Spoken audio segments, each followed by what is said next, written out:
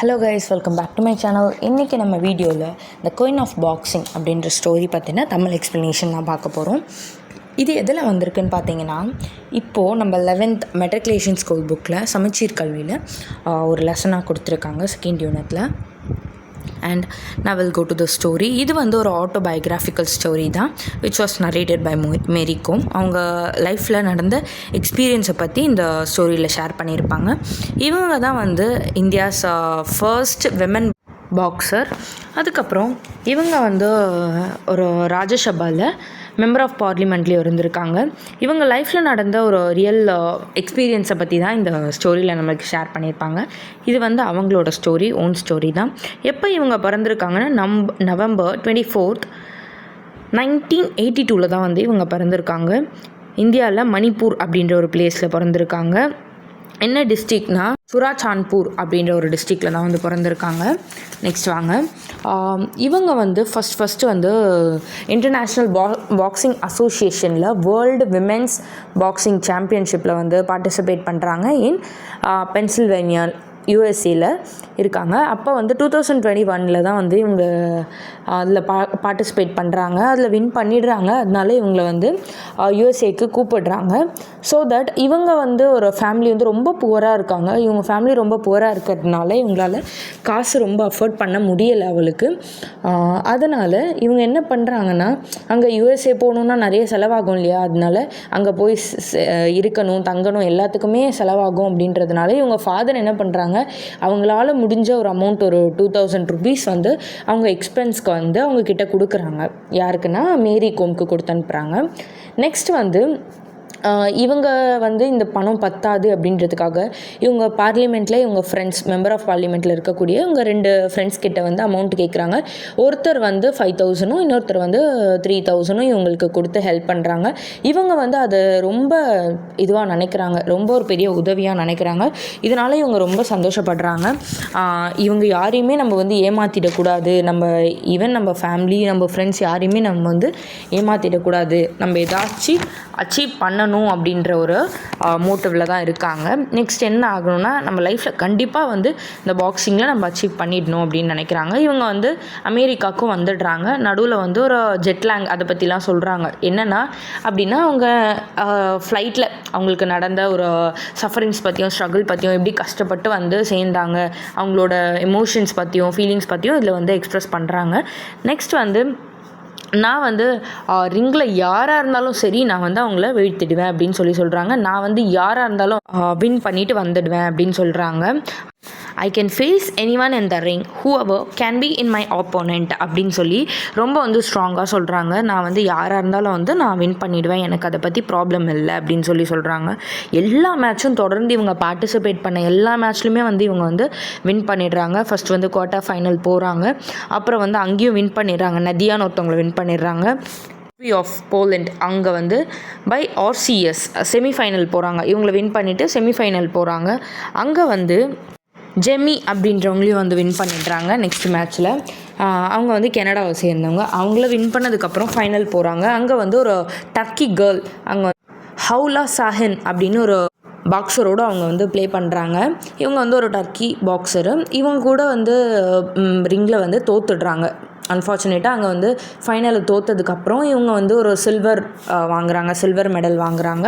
அப்புறம் என்ன பண்ணுறாங்கன்னா, நிறைய இடத்துக்கு இவங்க வந்து ட்ராவல் பண்ணுறாங்க. அப்போ தான் வந்து சைனாலேயும் வந்து எல்லாருமே டிஃப்ரெண்ட் கைண்ட் ஆஃப் ஸ்டிக்ஸ்லாம் கேட்டாங்க சாப்பிட்றதுக்கு. பட் இவங்க வந்து அவங்கக்கிட்ட இருக்கக்கூடிய அந்த சாப் ஸ்டிக்கை வச்சு தட் இஸ் இனஃப் அப்படின்னு நினச்சி நல்ல ஃபுட்ஸ்லாம் சாப்பிட்டு என்ஜாய் பண்ணுறாங்க.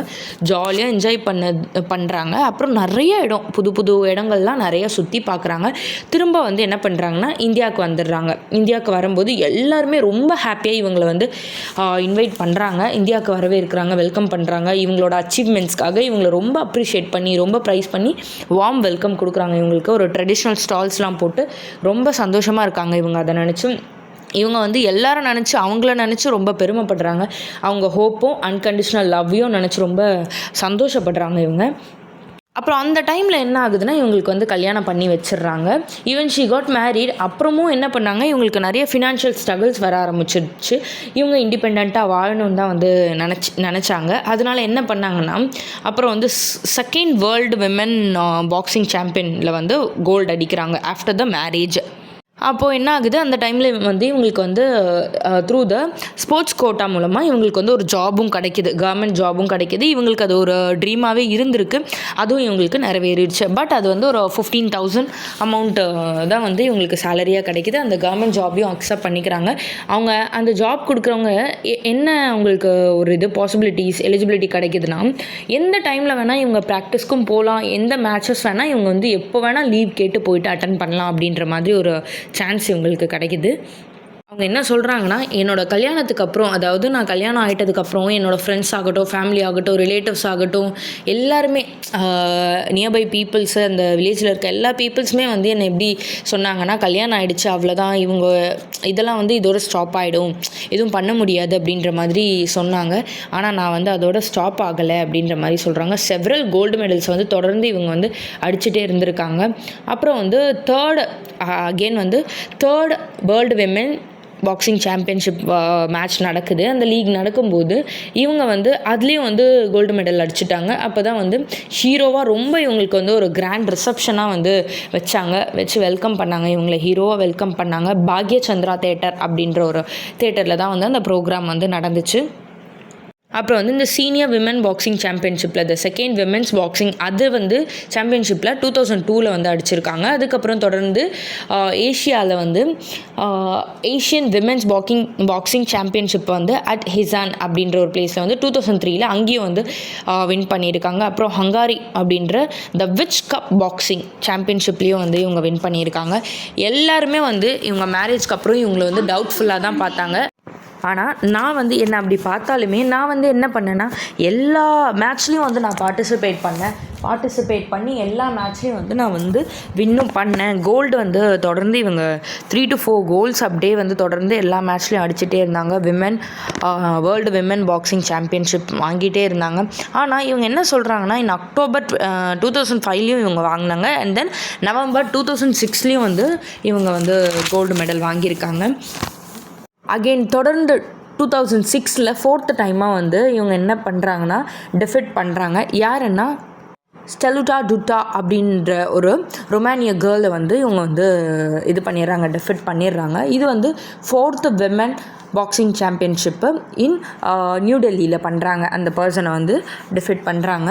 அவங்க என்ன சொல்கிறாங்கன்னா, it was my greatest achievement, இதுதான் வந்து என்னோடய கிரேட்டஸ்ட் அச்சீவ்மெண்ட்டுன்னு சொல்கிறாங்க. என்னென்னா, நான் எவ்வளோ தான் வந்து அச்சீவ்மெண்ட் பண்ணியிருந்தாலுமே என்னோடய மதர்லேண்டில் நான் வந்து வின் பண்ணியிருக்கேன். அதுதான் இந்த கடைசியில் இந்த 4th டைமாக இவங்க வந்து 2006 வந்து ஸ்டெலுட்டா டுட்டாவை வந்து அந்த ரொமானியன் கேர்ளை வந்து இவங்க டிஃபீட் பண்ணது தான் வந்து ஒரு பெரிய அச்சீவ்மெண்ட், மை கிரேட்டஸ்ட் அச்சீவ்மெண்ட்டுன்னு மென்ஷன் பண்ணுறாங்க. என்னென்னா, என் ஹோம்லேண்டில் நான் பண்ணதுனால அப்படின்னு சொல்கிறாங்க. இதுதான் வந்து எனக்கு ரொம்பவுமே வந்து ஒரு சாட்டிஸ்ஃபைடாகவும் ஹாப்பினஸும் எனக்கு கொடுத்துச்சு அப்படின்னு சொல்கிறாங்க. அதனால தான் வந்து இவங்களை வந்து she was called as a queen of பாக்ஸிங்னும் இவங்களை சொல்கிறாங்க. அண்டு மெக்னிஃபிகண்ட் மேரி அப்படின்னும் இவங்களை மென்ஷன் பண்ணுறாங்க. அவ்வளோதான் இந்த ஸ்டோரி. தேங்க்யூ.